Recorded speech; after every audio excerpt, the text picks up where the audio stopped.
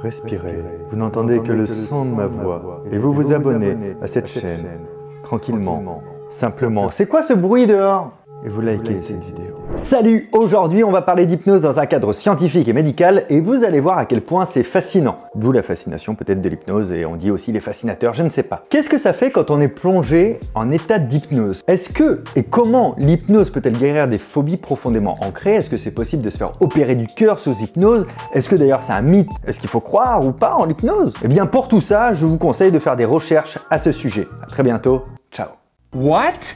Évidemment, je vais tout vous dire, mais juste avant, laissez-moi avoir l'honnêteté de vous dire que cette vidéo va être présentée avec le partenaire du jour, Luco, une assurance habitation qui essaie de prendre vraiment soin de ses abonnés et qui ne cherchera pas, elle, à vous hypnotiser pour vous faire signer n'importe quoi. Hein, vous savez, le fameux « Aie confiance ».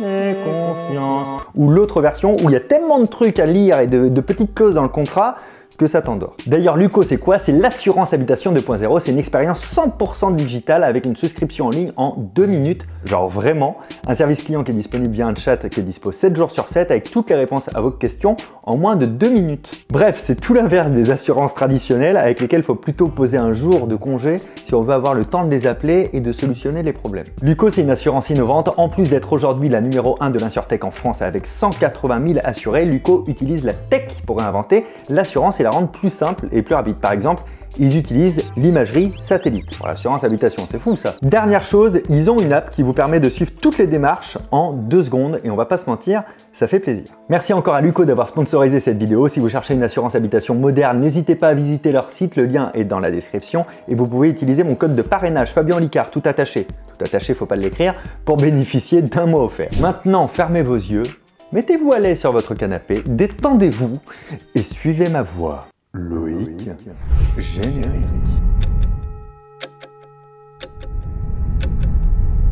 Commençons simple, c'est quoi l'hypnose? Qu'est-ce qui se passe dans votre cerveau quand vous êtes sous un état d'hypnose, quand vous êtes hypnotisé? Alors, quand je parle d'hypnose, je ne parle pas des exploits de Mesmer, très célèbre hypnotiseur qui utilise cette pratique à des fins humoristiques et de spectacle. Dans cette vidéo, je me concentre sur l'hypnose thérapeutique uniquement, pas l'hypnose de spectacle. Il faut savoir que l'hypnose, c'est un état naturel durant lequel votre attention est concentrée sur d'autres choses que le monde extérieur. Vos perceptions vont être modifiées et votre état conscient laisse davantage de place à votre état inconscient, ce qui vous permet d'accéder à d'autres ressources de votre corps qui auparavant vous étaient inaccessibles. À noter que ce n'est pas un état de sommeil, mais un état de conscience modifié. On appelle ça un EMC, état modifié de conscience. Et je suis sûr que la grande question que vous êtes en train de vous poser, c'est est-ce que je suis hypnotisable moi? Je pense que non, ou je pense que oui. En réalité, la quasi-totalité de la population est sensible à l'hypnose, sauf éventuellement certaines personnes qui auraient des maladies mentales.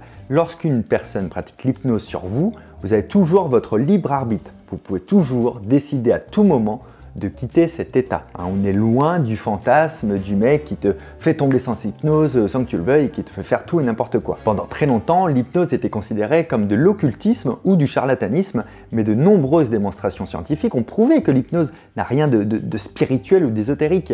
En fait, l'hypnose vous permet d'interagir avec des parties de votre cerveau que vous ne contrôlez habituellement pas, telles que le cortex singulaire antérieur, zone qui joue un rôle dans la régulation du rythme cardiaque, la prise de décision et l'attention. Il est d'ailleurs bien connu que l'hypnose a le pouvoir de guérir la dépression, les phobies, stopper des addictions ou booster sa confiance en soi. Est-ce que c'est vraiment un pouvoir? Je suis sûr que si vous pensez à une phobie que vous avez, vous vous dites qu'elle est insurmontable, hypnose ou pas. Je vais vous raconter l'histoire assez dingue de Joe Thompson, un jeune Anglais de 12 ans qui est resté bloqué plus d'1 an à Abu Dhabi par peur de prendre l'avion. En 2009, Joe et sa famille déménagent aux Émirats Arabes Unis après que Tony, son père, ait décroché un poste de direction dans un hôpital privé. 4 ans plus tard, fin du contrat de Tony, la famille décide de rentrer en Angleterre, mais 4 mois avant leur retour, Joe développe une phobie aiguë de l'avion. La peur est apparue sans prévenir lorsqu'il a voulu faire un petit voyage en avion avec son père. La famille a dû rester aux Émirats pendant 18 mois et c'est un traitement par hypnose de 3 mois par Russell Hemmings qui lui a permis de remonter dans un avion. Et ce dernier explique que c'est un des cas les plus graves qu'il ait jamais vu. Petite parenthèse, la famille a dépensé près de 40 000 livres à cause des vols annulés, des logements à payer et surtout pour essayer de guérir leur fils de cette phobie. Alors ok pour les phobies, mais si on vous propose de vous faire opérer sous hypnose, qu'est-ce que vous en dites? Là, il n'y a plus le problème de croire ou pas en l'hypnose. Est-ce que ça marche l'hypnose? Est-ce que ça existe ou pas? On vous propose vraiment une opération sous hypnosédation. C'est ce qui s'est passé pour Gérard, un homme de 88 ans au CHU de Lille qui a été opéré du cœur sous hypnose par une infirmière qui est spécialement formée à cette pratique. L'infirmière qui a pratiqué cette hypnose explique qu'elle est allée voir Gérard la veille de l'opération pour discuter de son environnement et de ses passions, ce qui lui a permis de l'amener dans un monde qu'il aimait lui, de se créer une bulle mentale où il se sent bien. Le jour J de l'opération, Gérard était complètement transporté par son voyage en Thaïlande et sa passion pour le jardinage, et ça lui a totalement fait oublier ce qui se passait autour de lui. Le but étant de focaliser l'attention du patient autre part pour le détourner de la douleur et du stress de l'opération. Parce qu'en réalité, la douleur, c'est un sens, on appelle ça la nociception.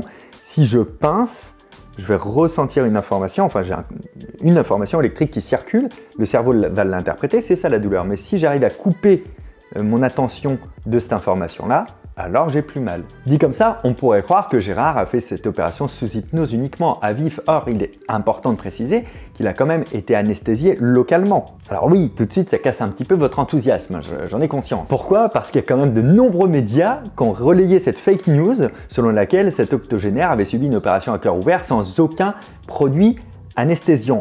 C'est faux, ça a été déformé par la presse. Gérard a bien été opéré du cœur pour un remplacement d'une valve, mais pas à cœur ouvert sans rien. Par ailleurs, ce type d'opération est assez courant et se pratique régulièrement sous anesthésie locale avec une prémédication sédative. Cela, ça veut dire qu'on administre au patient une série de médicaments anti-stress pour qu'il ne soit pas trop agité sur la table d'opération. Alors là, vous dites, oui Olivier, pourquoi faire de l'hypnose si on doit quand même administrer un anesthésiant? À quoi je vous répondrai, je m'appelle pas Olivier. Durant cette intervention, l'équipe du CHU de Lille a proposé aux patients de remplacer la prémédication par de l'hypnose, ce qui permet d'alléger la prise de médicaments, de chimie, c'est pas mal. Par contre, l'anesthésie locale se révèle toujours indispensable, en tout cas dans cette opération. Mathieu Rade, anesthésiste au CHU de Fort-de-France, a bien voulu nous expliquer comment se déroule une séance d'hypnose et vous allez voir, c'est très intéressant et ça va peut-être vous donner envie si vous êtes amené à être opéré. Avant l'opération, j'apprends à connaître mon patient pour savoir ce qu'il aime comme musique, dans quel lieu il se sent à l'aise et avec quelle personne il aimerait être. C'est essentiel afin de bien cerner ce qui est susceptible de le détendre pendant l'opération. Car évidemment, si la personne a la phobie de l'eau, je ne vais pas l'amener à s'imaginer au bord de la mer. Pendant la phase de préparation, juste avant l'endormissement, je vais tamiser les lumières, prendre un ton plus calme et amener la personne à s'imaginer dans ce lieu qu'elle aime en utilisant ses 5 sens. Pour certains, ce sera la mer, pour d'autres, ça sera devant un match de foot. Je mets une musique qu'il aime bien et c'est toujours très personnalisé car pour certains, il s'agira d'un solo de clarinette et pour d'autres, de booba. L'esprit va rejoindre le corps, puis la fréquence cardiaque va ralentir. L'hypnose marche très bien et je n'utilise plus de sédatifs pour calmer mes patients. Il suffit de les rattacher à quelque chose qui les rassure et ils se sentiront bien. Il explique aussi qu'il est essentiel d'utiliser des mots positifs. Alors dit comme ça paraît évident, mais par exemple, on va pas vous dire vous n'avez pas de douleur, mais plutôt vous vous sentez bien. On évite toutes les négations, ne, pas, etc. et on trouve les versions positives des phrases. En psychologie d'ailleurs, on a tendance à dire que le cerveau ne connaît pas la négation. Il ne faut pas se dire je veux plus être malheureux, mais je veux être heureux. Il faut transformer ça en positif parce que les concepts, comme le cerveau est associatif comparatif, les concepts, quand on les imagine vraiment avant de le mettre en version négative. Donc il faut phrase positive. Mais en gros, si vous dites vous n'avez plus de douleur à la place de vous vous sentez bien, ils vont n'entendre que le mot douleur, qui va être du coup très anxiogène. Voici un exemple captivant d'une jeune fille qui s'est fait opérer sous hypnose pour une tumeur au cerveau. Pour continuer la détente, je vous invite à détendre les muscles du front. C'est aussi une expérience intéressante pour le patient parce qu'il sort de son rôle passif pour devenir acteur. C'est encore plus concret pour la chanteuse guinéenne Alama Kanté qui a été opérée d'une tumeur de la gorge. Elle a été anesthésiée sous hypnose et a pu chanter pendant l'opération. Ce qui est rassurant autant pour le patient que pour le chirurgien. Ce dernier peut s'assurer de ne pas endommager les cordes vocales du patient. Il sait que tout ce qu'il fait est OK du coup. Et puis d'une manière plus globale, prendre moins de chimie dans le corps, c'est quand même intéressant, même pour les phases de réveil. Si on peut éviter la sédation médicamenteuse, c'est forcément meilleur pour notre corps. En bref, l'hypnose est très cool pour permettre aux patients d'être plus détendus, de mieux récupérer après l'opération et de limiter les impacts des médicaments et surtout leurs effets secondaires. Et même si parfois il y a besoin d'une anesthésie générale, l'hypnose a de sacrés bénéfices et ça marche incroyablement bien pour les enfants. Parce que si vous venez vers un enfant pour lui mettre directement le masque d'anesthésie sur le visage, il va être terrifié, il va être paniqué, il va hurler, il va pleurer. Ça va pas être agréable pour lui ou pour vous. Mais si vous venez en lui disant « imagine-toi dans l'espace comme un astronaute, etc. » et que tu l'emmènes un petit peu, ça va aller tout seul. Petite fun fact pour vous montrer à quel point l'hypnose a des ressources insoupçonnées. Est-ce que vous saviez qu'il était possible d'hypnotiser les animaux? Alors, vous avez peut-être déjà vu ces vidéos de poules hypnotisées en quelques minutes dans les enclos. Watch Tooster's body. Watch this. Watch his body. Oh my gosh.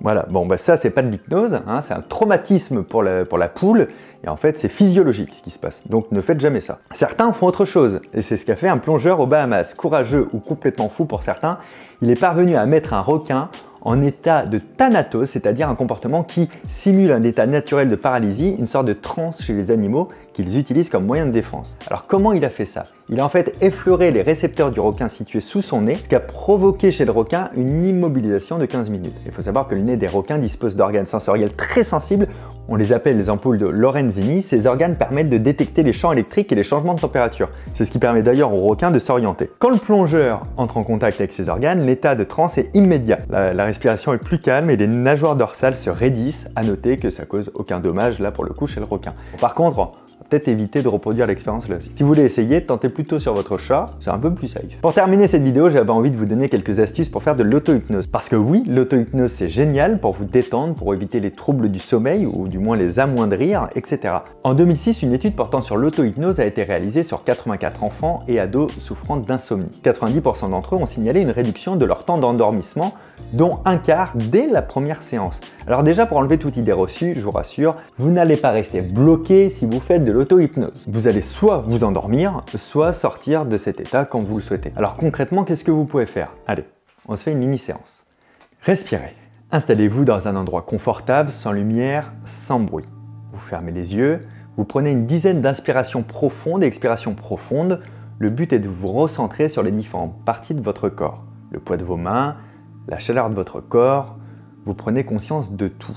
Vous observez toutes les tensions, tout ce qui est en contact avec votre peau, vous vous laissez aller en imaginant dans un lieu calme que vous appréciez.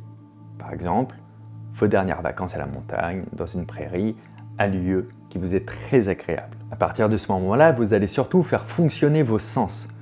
Essayez de vous rappeler les odeurs, les sensations, les goûts. Imaginez des couleurs chaudes, pourquoi pas un coucher de soleil très réconfortant. Et pour ralentir vos pensées et vos ruminations, utilisez l'image de la roue d'un moulin qui tourne et qui ralentit petit à petit jusqu'à se figer. Et en vrai, rien qu'en vous le lisant, je trouve que déjà ça fait du bien. Si ça vous fait du bien, dites ça me fait du bien dans les commentaires. Ce serait un commentaire bizarre. Moi j'espère que cette vidéo elle vous a plu, j'espère surtout qu'elle vous a apaisé, du coup je parle lentement parce que si ça vous a fait du bien, j'ai pas envie de vous faire revenir comme ça trop vite. Dites-moi dans les commentaires ce que vous pensez de l'hypnose, on pourrait se parler la prochaine fois de l'hypnose et de l'apprentissage aussi qui est assez passionnant. Si vous ne me connaissez pas, je m'appelle toujours Fabien Olicard, pas Olivier. Je vous mets deux autres vidéos qui devraient vous intéresser aussi sur le cerveau et sur des troubles. Et puis, je vous donne rendez-vous très bientôt. Je n'ai pas la prochaine date de diff, mais si on est lundi, ce sera vendredi à 18 h. Si on est vendredi, ce sera lundi à 18 h. C'est tout bête. Prenez soin de vous. À très bientôt. Ciao.